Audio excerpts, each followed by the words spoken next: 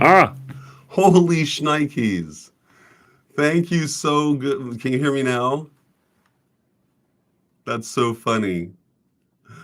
Okay. Well, live show. You know what? Fortunately, I didn't talk too much. Okay, let me back up here. Good. Thank you, you guys, for your patience.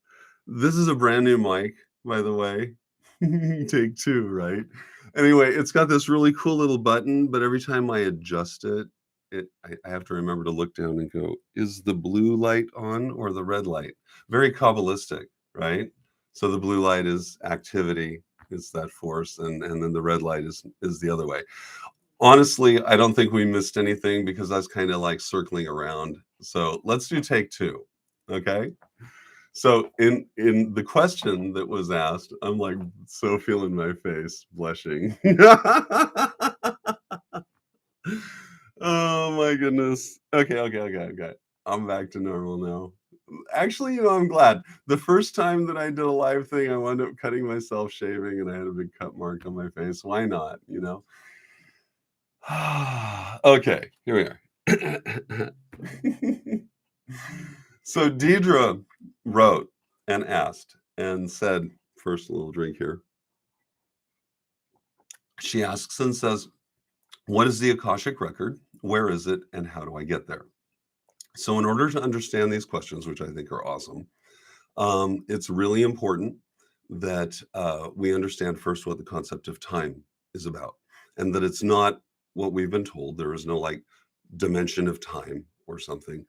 Time is the principle of rhythm in action and is a result of the initial first imbalance, which we can see depicted in the tree of life within the uppermost uh, trinity called Absolute, which is the archetypal world.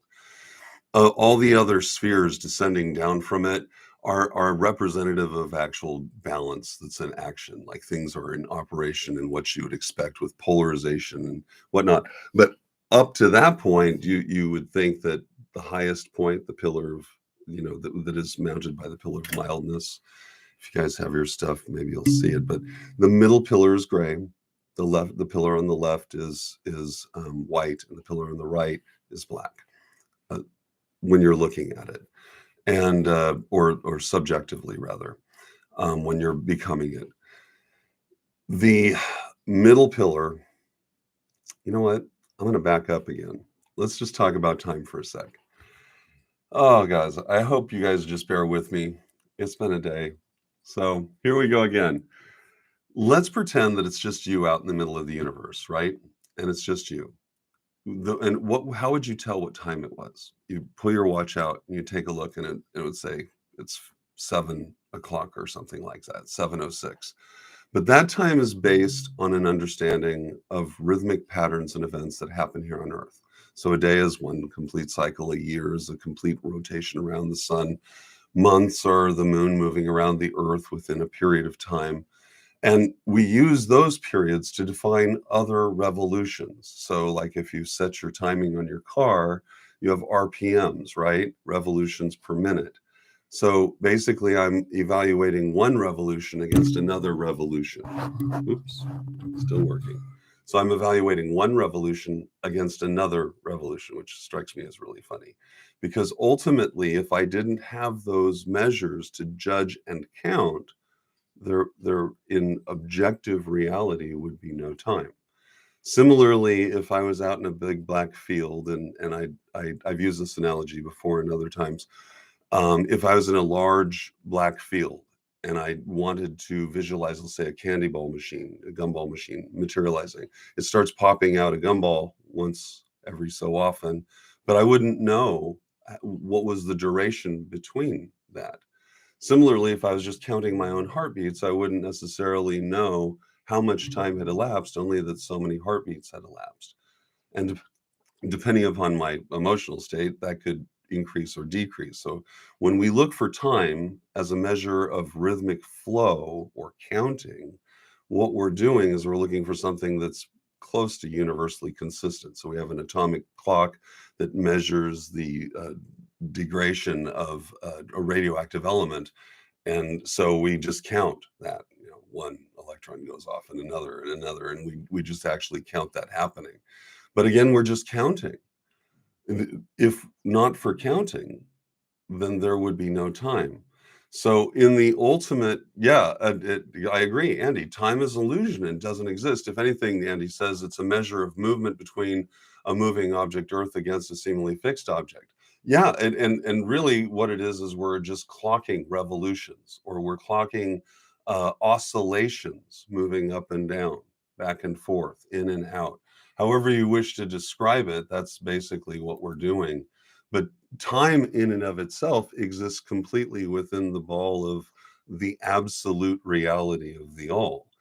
And all of that began with that initial imbalance that we see depicted within the Tree of Life, where Kether steps to preeminence within the middle pillar, and the statement, "Let there be light," activates a series of eternal motion, right? It's the equivalent of the great Om being spoken. In the beginning was the word. We could go on and on. Every other philosophy and religion looks to this a singular moment where things began.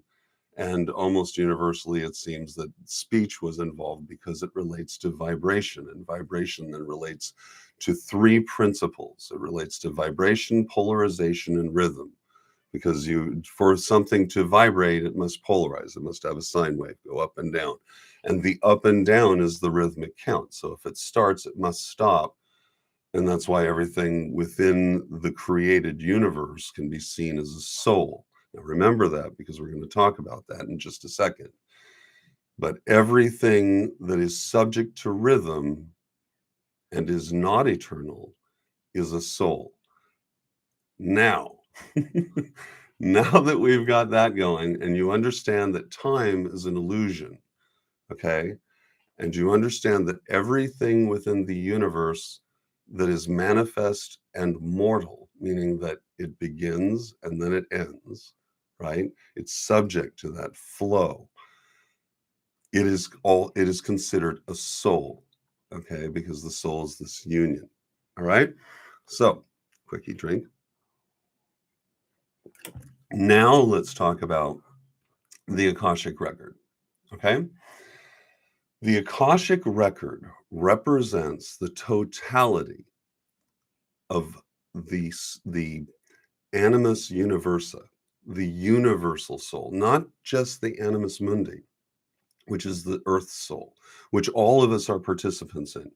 We are intimately involved with the animus mundi and all of the things that have been tied to the animus mundi, all of its history, all of its trauma, all of the cataclysms, everything associated with this planet and our participation in it in the most intimate way possible, which is that everything that we do and are depends on this planet, the atmosphere we breathe, the water we drink, the food that we eat.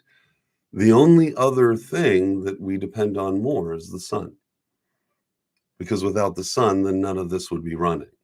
So all of that together is subject to rhythm and therefore is a soul. Now, the Akashic record has been spoken of in my experience. Let's just do my experience.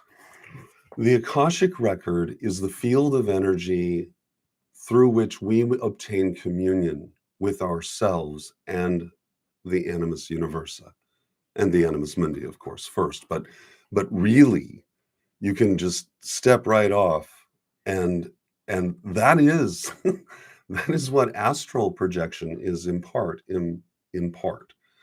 Because the astrum, right, those are the stars. So when you astrally project, you are going beyond here. You're going far, far away. And the periods of time that exist there are the same as what you would experience in the Akashic record. So all life that has ever been or ever will be and is right now is a part of universal consciousness. The way to think of it is, at the very start of everything, a bunch of dominoes were laid out. So the moment that the first domino is struck, everything else pretty much is what's going to happen. It's the biggest argument against free will.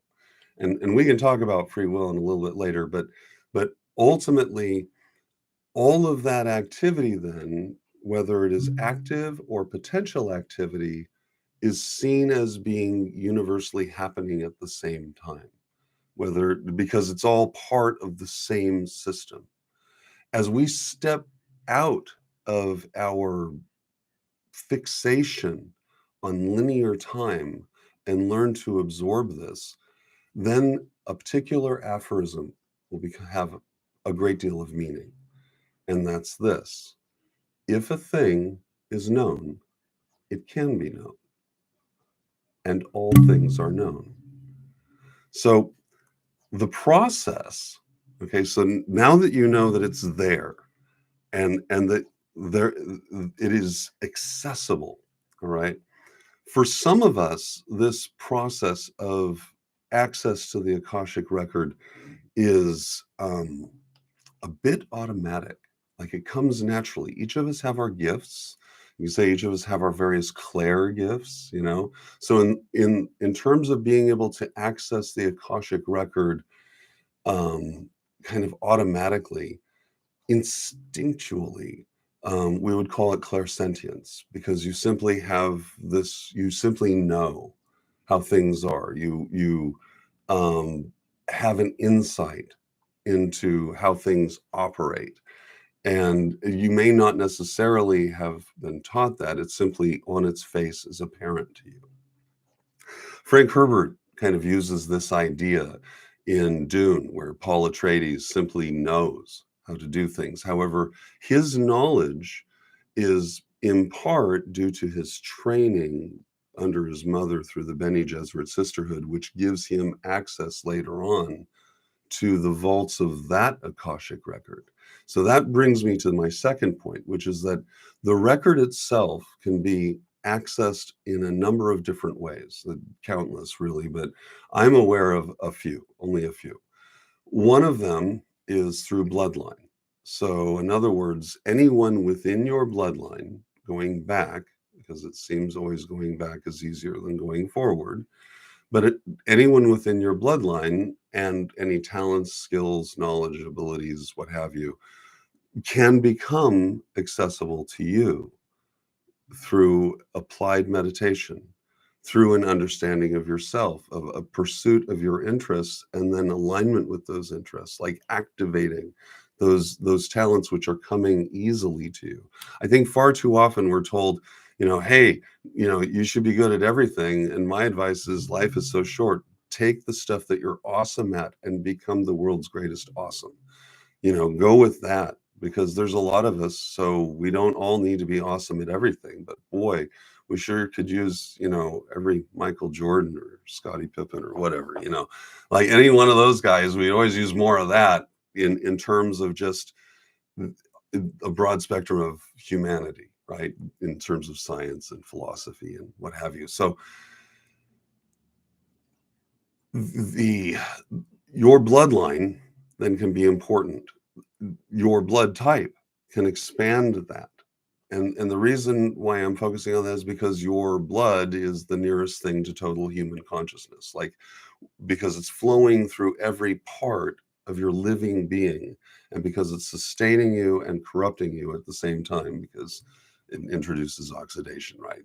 Cell oxidation. There's a number of things where your blood is both salvation and curse at the same time. It's why ritually in ancient Israel, the animal would have the blood removed, because of it being a corrupting element. But your blood is also the symbol of your mortality, which then is an expression of your soul. And fascinatingly enough, if we want to learn a lot about you, what do we test first? We look at your blood. So it is a revelation as to your overall being. And so if you are able to expand that outward, right, recognize who you are, and then just kind of reach out, that's another way to access the Akashic record. The third way is simply through the process of meditation, where you are applying yourself. For me, it was through my application and study of the Tree of Life that made an understanding of the Akashic Record possible, because it gave me something to focus my attention on, something to pay attention to, and something to contemplate. And it seems like that's the Holy Trinity, right? You get the focus, the paying attention to, and to contemplate. You get those together, and it provides for you a key. It provides for you the stepping point to enlightenment, to insight, because it allows you to start asking why. And it seems that if you ask why enough, the universe is really happy with just telling you, sure. I mean, so much so that we see this like scripturally referenced in James, where he says, if any of you lack wisdom, you just ask and it'll be given to you without any kind of withholding, right? There you go. And I believe that that is in fact the case. So there, Andy mentioned something here. He talks about the DNA and how much information can be stored. And I think this is a really good point, because this leads into the idea of, because there is kind of an intersection here between the Akashic Record and our sense of reincarnation. And I have a answer that I think will work, that ties this into the idea of our DNA, and the fact that human DNA is constantly evolving. Like what we've got and what existed 1,000 years ago is dramatically different. I mean, we're both still human, but we have certain traits that activate as a result of environmental stresses that we experience now that didn't exist 1,000 years ago. So with regard to your physical composition, without sounding too poetic, I see each of us as like a musical instrument. I see each of us as having the capacity to play a particular song, a concerto, or what have you. And the way it sounds, how it is expressed, is through the instrument that we have, our body, right? So as we work to maintain good mental health and physical health, we're able to actualize that song with greater clarity. It makes sense, right? And as we neglect that, our capacity to tune into that music is diminished. That music is also part of the Akashic Record. It's a thread of consciousness that then will play out again and again as we incarnate in a form that can play that music. So it is possible that you are, in fact, completely unique. That while you have a sense of reincarnation and that you've done this many times, what that is the incorporation of your physical being and generations of DNA coursing through your body with all of the various mutations and updates and notations passed on to you as genetic intelligence that you feel and experience as a degree of familiarity with a past life, which couldn't possibly be closer to the truth, because you're essentially vibrating on the same level as that previous ancestor of yours. That's where the whole idea of bloodline consciousness then can really come into play, because as your bloodline repeats itself and more of us are created, and more of us seem to be like the previous groups, right? Because we're still from the same people. Anyway, that that there's more possibility for those instruments and that music to keep playing, right? So that's also part of the Akashic record.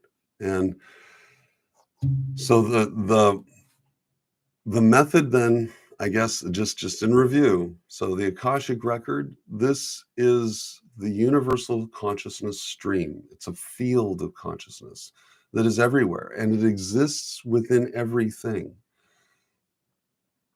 all over the place. Like, and we can experience, oh, I love you too. We can experience silly. We can experience this consciousness as reflected through our animals.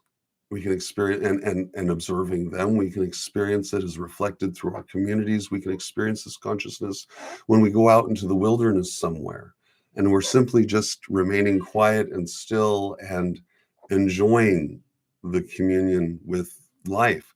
It's all part of that. And by working with it,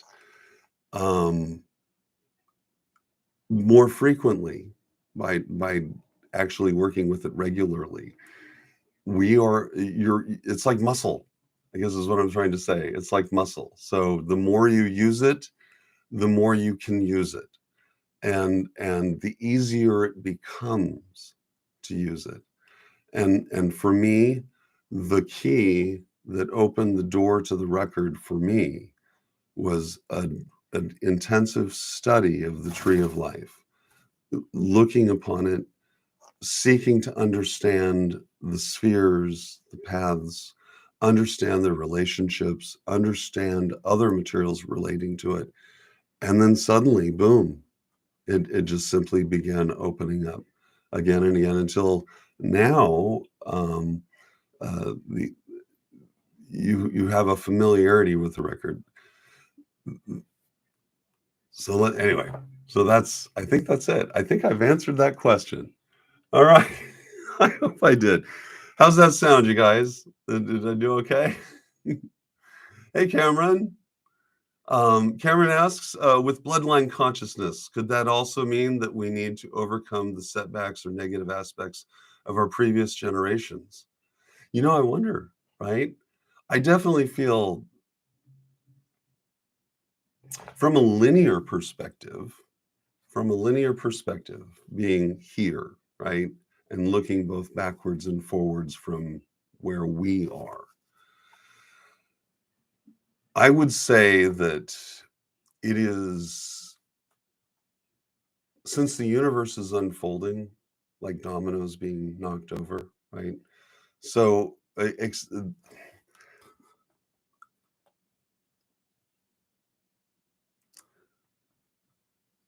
we have a responsibility to ourselves in the future to free us from the chains of previous bad mistakes, previous generations' negative aspects.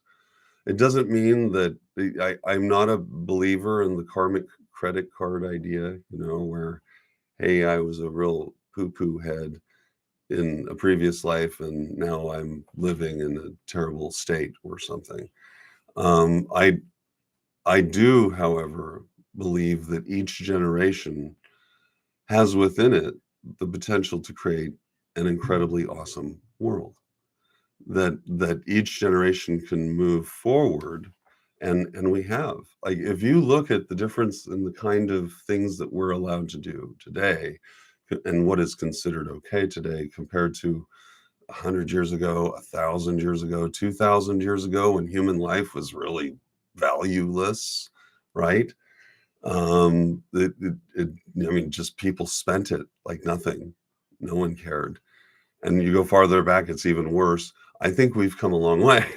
So, and I think that this is where the vibration of succeeding generations then can elevate the total consciousness of not just ourselves, but everything around us. And I think that's really kind of part of what we need to do as human beings.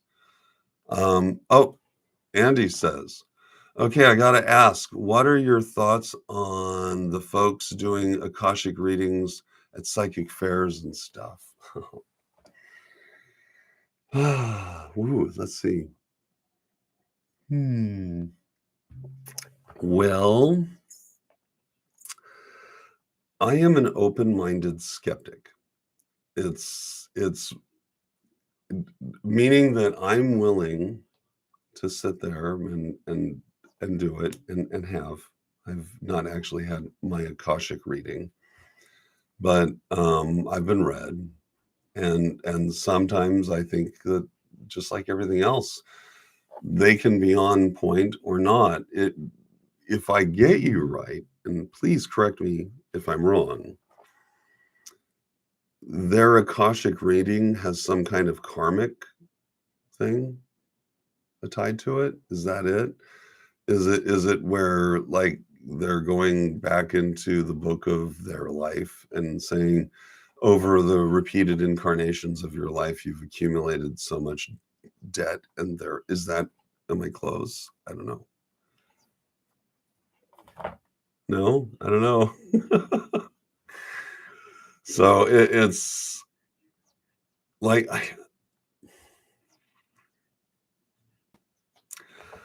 I have a very strong feeling that we are responsible only for this life. This is your incarnation. This is your chance to make it right, to figure things out. And you should treat it like it's a one for. And the benefit isn't just for you, it's for everything. Like it really is for everything. And as we work towards that, as we as a community of human beings work towards that, ever seeking to improve ourselves, then the universe benefits. Like I believe that. So, but I don't believe that we're here to reconcile some kind of imperfection. Um, I don't think that we're here requiring some form of redemption, you know, because of something bad that happened in a previous generation or something. Like I don't feel that. I do feel like we definitely are 100% responsible for ourselves and our decisions, and that we have plenty of time to access that. That you can use the Akashic record, by the way, as a means of accessing mundane memory or recollection. And again, it's any memory tech. When you realize, okay, when you realize with regard to the Akashic record, the brain, okay, the brain does short-term storage. It's the equivalent of your cell phone, okay? Your cell phone is capable of a number of things when it's not connected to the internet. But once it's connected, now you have access to pretty much everything, right? The sum of mundane human intelligence. That's exactly how the Akashic record works. We within ourselves have the capacity to retain short-term information, but any kind of long-term stuff is stored there. And any desire to deal with our memory and improve upon it is also done there, but it's done through our negotiation with the signal. So if you're healthier, then it's easier to connect. And if you're in an unhealthy state, and I'm speaking 100% from experience, it's very much harder. It can still be done, but it's like pushing through jello. Now that I'm on the other side of the health equation and I'm not on the poor health side, and I'm on this side, I can see the difference. I can see the difference, and it's astonishing. Um, Cameron asks, do I feel the collective unconscious has a big impact on this responsibility? Okay, so now we're talking Carl Jung. I love it. This is good. The collective unconscious mind can be seen as another component of the Akashic record. And as Jung would suggest, the collective unconscious mind is loaded with archetypal symbology, which allows you to unlock or open up various forms of conscious states or understanding. So, and dreams, of course, to me, as to vast populations of humanity, are a valid form of living consciousness. It literally is the other side. So when we are in waking consciousness, we are in a solitary state that has limited access to the collectivity. When we are asleep, we have absolute access to the collective unconscious mind, which is filled with everything.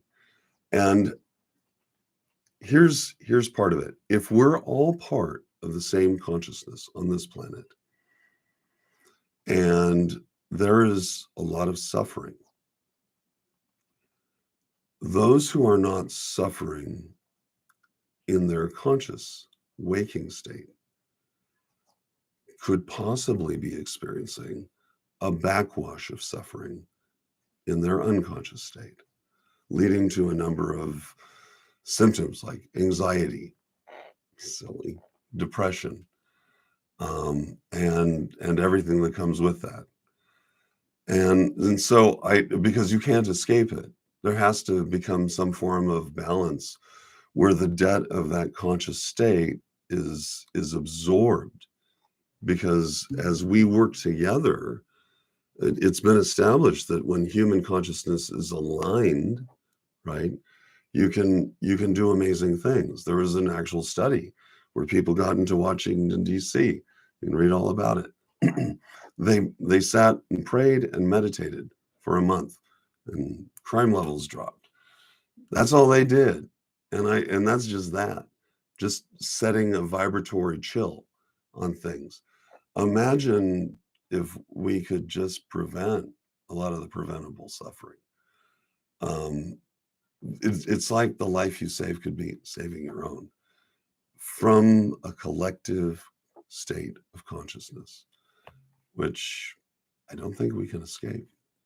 We might try to, but when you look at the first world and you look at the rates of depression, anxiety, and all of the things that lead from that, right? Substance abuse, abuse within families, all that other stuff.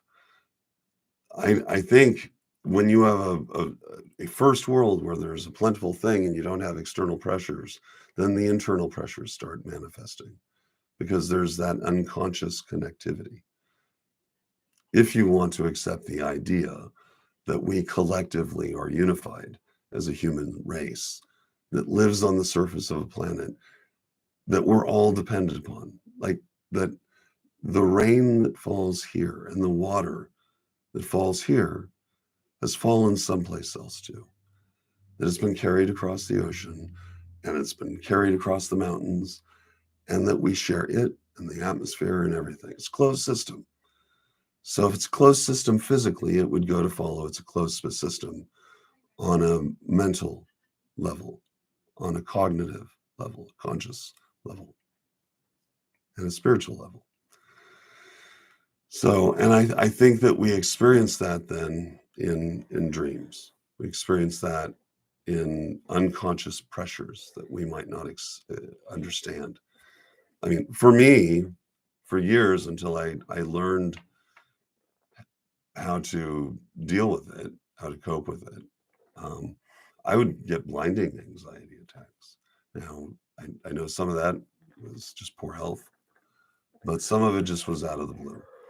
And you ask yourself, like, is everything okay? And it looks like bills are paid and work is fine and all my friends are fine, my family's fine. Why am I freaking out? No reason. And maybe it's simply because you're part of that community of human beings that's sensitive to those things. I mean, following 9/11, rates of depression and hospitalization for depression skyrocketed all over the country. You know, why? Because the trauma, we're connected. So that also is part of the Akashic record because it's part of the field of consciousness. Thank you. Great questions. These are awesome. Anything else? Yeah, sugar bird. Let's take a look here. And by the way, thank you guys for pointing out that you couldn't hear me. Rupa, you are super awesome. We cannot hear you. I was like, yep, I know. Yeah, I can't think of any more. I've got a couple things that I'll save for next week because why not, right? So, well, thank you, you guys. This was great. I really enjoy our time. I seriously look forward to this every Thursday. And so you can count on it. Like this was going to be us hanging out together, having some coffee, you know. And oh, well, Andy, you could go on and on. Yeah, me too. I could. But I feel like we'd be circling the wagons just a teeny weeny bit. And so yeah, same place, same Thursday. Count on it because I love it. It's fun and it's great and I don't know, makes me happy to do it. So and Aggie likes it. She loves the camera. So it's great. All right, you guys. Thank you so much. I will be talking to y'all really soon. Good night.